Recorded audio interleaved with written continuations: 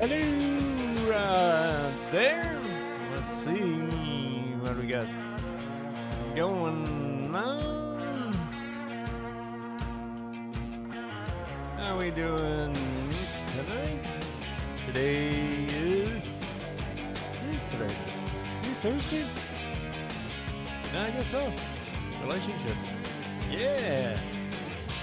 Thursday, January 16th. And let's see. Restream. How we doing? Looking good.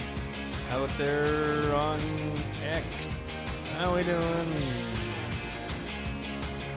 Hey, was that Botrix?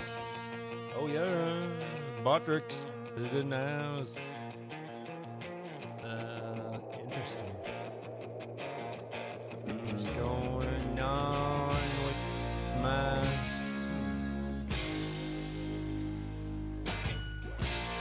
where's my stream? Oh, there it is.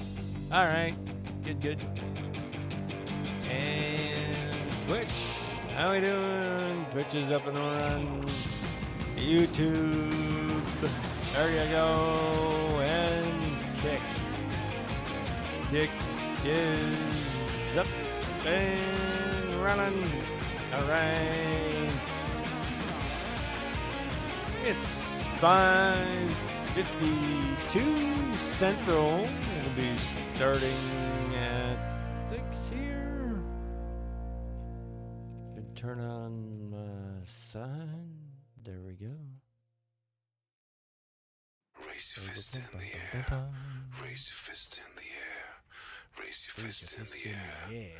Raise your fist in the air. Okay. Raise your fist in the air. Let's talk about our schedule. Raise your fist in the air. All right. Raise your fist in the air. Raise your fist in the air. Oh, I should rotate the days out. That'd be a good idea. Yeah, so tomorrow we're replaying all these videos, plus the ones we had last Saturday and Sunday. Yeah, we'll play them all. Have a great time. Watch some vids, talk about them, see what's happening. Yeah.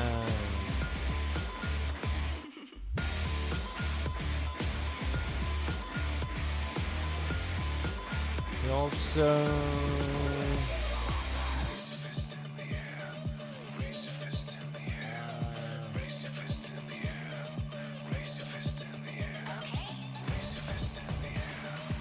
did a video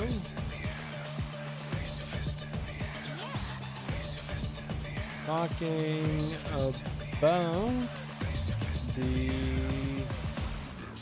what are we doing? And that was right here. Maybe we'll take a listen. Imagine everything you've ever known, every friend, every family member, every triumph, and every heartbreak existing on this tiny, pale blue dot. This photograph, taken by Voyager 1 in 1990 from 3.7 billion miles away, is a humbling reminder of our place in the vastness of space. But how often do we really, truly pause, think about what it means to live here, to be human, and to understand our place in the cosmos? On this speck of dust, suspended in a sunbeam, all of human history has unfolded. Every dream, every discovery, every conflict, and yet, most of us live our lives experiencing just a fraction of what's out there. Our perspective limited by what we see, hear, and feel in our immediate surroundings. Think about it. From the moment we're born, our experience of the world is profoundly limited. We arrive on this planet at a specific spot, into a particular culture, and with the baggage, both good and bad, that our families passed down to us.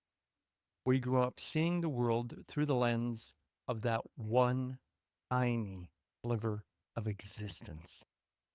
And while we might feel like our perspective is the perspective, the truth is it's just one of billions. No one sees the full picture, not on their own. This is why science, philosophy, and literature are so important. They allow us to transcend those limits, to glimpse realities beyond our own, and to understand the world is far more vast and complex than we can ever fully grasp. Here's the paradox.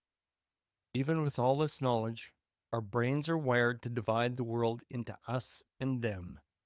Neuroscience shows that when we see someone from our in group, a family member, a friend, or someone who shares our identity, get hurt, our brain lights up with empathy. But when it's someone not in our in group, that part of our brain has very little response. We don't just see them as different, we see them as less than human. This mindset has fueled countless conflicts from personal disputes to wars, all stemming from the same primitive instincts. But when we step back, when we look at this pale blue dot, those divisions seem insignificant. On this tiny speck, we are all the same. We're on a fragile boat hurling through the void together. Here is something else to consider. Everything we think, feel, and do is shaped by our biology. Our brains are powerful, but they're still part of the body. When you're happy, sad, or angry, those emotions aren't just abstract ideas. They're chemical reactions governed by hormones, neurons, and electrical impulses. This means that being human is a biological experience as much as it is a conscious one. Our desires, our fears, even our ability to love and connect are all deeply rooted in the physical reality of being alive on this planet. Understanding this can help us be more compassionate towards ourselves and others because at the end of the day, we're all governed by the same biological rule. So, what does all of this mean? It means that while we may feel small in the grand scheme of the universe, we have the tools, science, philosophy, and empathy to expand our perspective and connect with something larger than ourselves. It means we have the ability to rise above the divisions that biology and instinct have hardwired into us. This pale blue dot is our shared home. And maybe, just maybe, if we remember that, we can move through the world with a little more understanding, curiosity, and kindness. If this resonates with you, take a moment to share this video with someone who might need a little reminder about the bigger picture. And let me know in the comments, what do you think it means to live on this pale blue dot? Don't forget to like and subscribe for more thought-provoking videos. Let's keep the conversation going.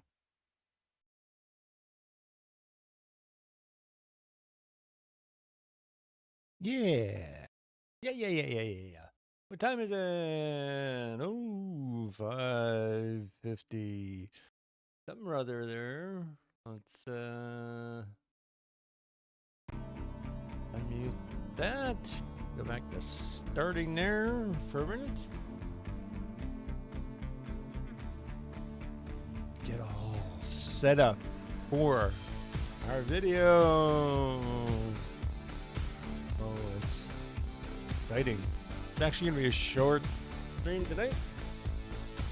Tell you about it right now. Hello. Welcome in. As always, if anyone has any questions, stop the start. We'll go ahead, answer. I performed an unexpected experiment last night. After stream, I was relaxing, and earlier in the day, I hadn't had any weed. I think I had some old stuff or something I had around on New Year's there, and yeah, I hadn't had any, so I thought, maybe I'll get some. And yeah, I went and got some yesterday, and last night after stream, I went, okay. Well, I took my meds, my quetiapine, and had a few hits. I was watching videos and was getting ready for bed, started feeling tired. Time to go to bed. And all of a sudden, I'm just sitting like I am right now. And all of a sudden, I started to see stars. And I'm like, what? That's pretty weird. Why am I seeing stars? So anyway, I kind of sat for a minute, and it wasn't passing. So I was sitting there, and then I picked up my phone. And I don't know if I'm gonna black out or what's going on. So I was seeing stars. I put my head down for a while, and then I decided, I'll try and go to bed. So I got up. I walked about, I don't know, 10 feet that way, and legs no go. And next thing you know, bang! Where did I hit my head? Back here. Hit my head falling against concrete wall. So yeah. Anyway, so I'm lying there and I'm going, should I move? I don't know. And this stars and everything was still going. So I'm like, I don't know. Maybe I should. So I did the thing to get Siri to call for help. And yeah, I got up, I was still weak and had stars, and took me to the hospital. Went there for, I don't know, real good Canadian wait times. I don't even know. I think I got there by about 10 o'clock, maybe 10:50. I don't know, something like that. I got out of there at 6:30 in the morning. Yeah, anyway, so it turns out I had 3 contributing factors. Apparently, what I did not know is that quetiapine lowers blood pressure. Problem 1. Weed lowers blood pressure.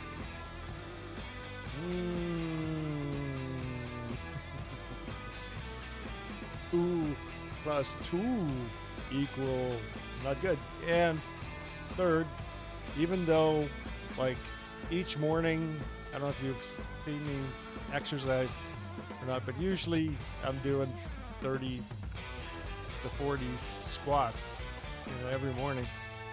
So I just got up. Apparently that was a bad idea. Apparently that lowers your blood pressure as well. So yeah, that didn't go so good. Anyway, let's see. Today, I'm looking at a video that is by the School of Life, and it's about the 3 requirements for a good relationship. These were good general points that I think everyone can pretty much agree for a long-term relationship is needed, and you need long-term relationships to raise kids because they're dumb. All right. So, let's see. Let's go to David Ow and the video. I'll show you right here. Bloop. The 3 requirements of a good relationship, the School of Life.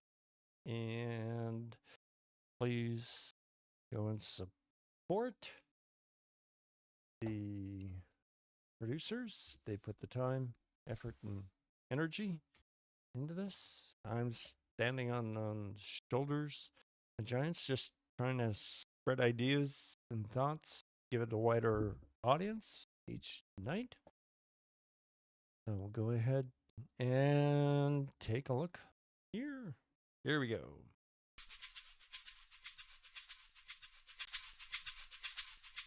Many people, after they've been in a couple for some time, will privately admit that they are, in many ways, frustrated and disappointed by the person they've chosen to share their lives with.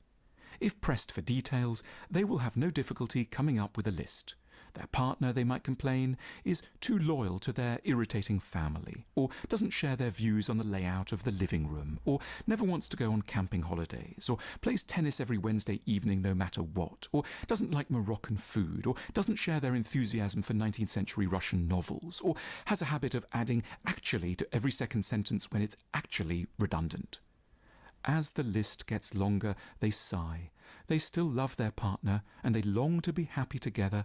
It's just that it seems impossibly complicated to make this relationship work. What's driving the frustration is not that they've sadly fallen for an idiot as a mate. It's rather that we have all inherited needlessly complicated ideas of what a relationship is supposed to be for. We are told that love is meant to involve the almost total merger of 2 lives. We expect that a loving couple must live in the same house, eat the same meals together every night, share the same bed, go to sleep and get up at the same time, only ever have sex with, or even sexual thoughts about each other, regularly see each other's families, have all their friends in common, and pretty much think the same thoughts on every topic at every moment. It's a beautiful vision, but a hellish one too, because it places an impossibly punitive burden of expectation on another human. We feel the partner must be right for us in every way, and if they're not, has to be prodded and cajoled into reform. But there is another perspective. Relationships don't have to be so complicated and ambitious if we keep in view what in the end actually makes them fulfilling. If we boil matters down, there might really just be 3 essential things that we want from a lover. Firstly, kindness. A partner who is gentle with our imperfections and can good-humouredly tolerate us as we are. Secondly, shared vulnerability. Someone with whom we can be open about our anxieties, worries, and the problems that throw us off balance. Someone we don't have to put on a good front for. Someone around whom we can be weak, vulnerable and honest, and who will be the same around us. Thirdly, understanding. Someone who is interested in and can make sense of certain obscure features of our minds, our obsessions, preoccupations, and ways of seeing the world, and whom we are excited to understand in turn. If we have these 3 critical ingredients to hand, we will feel loved and essentially satisfied, whatever differences then crop up in 100 other areas. Perhaps our partner's friends or routines won't be a delight, but we will be content. just as if we lack these emotional goods and yet agree on every detail of European literature, interior design, and social existence, we are still likely to feel lonely and bereft.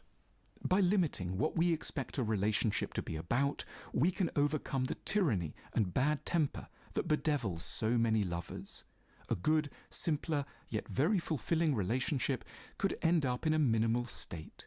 We might not socialize much together. We might hardly ever encounter each other's families. Our finances might overlap only at a few points.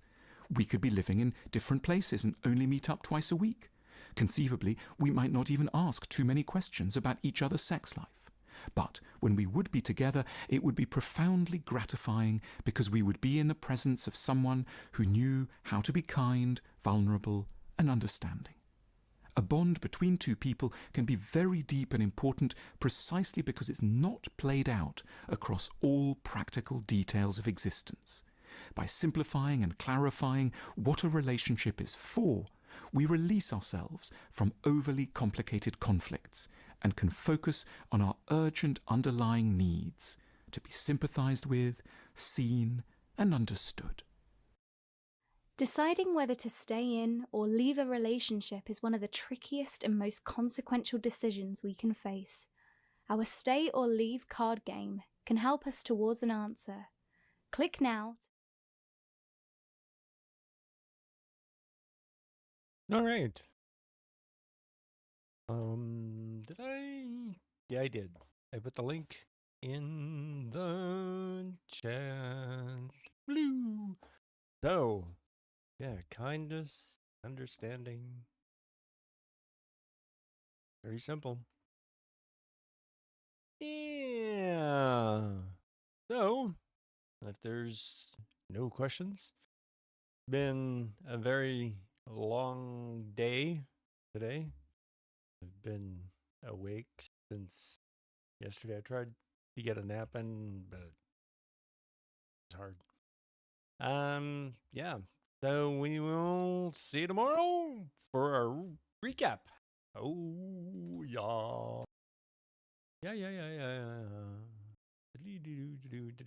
Oh, I hope this doesn't blast. Maybe I'll turn it down. We'll go back to the music. All right, here we go.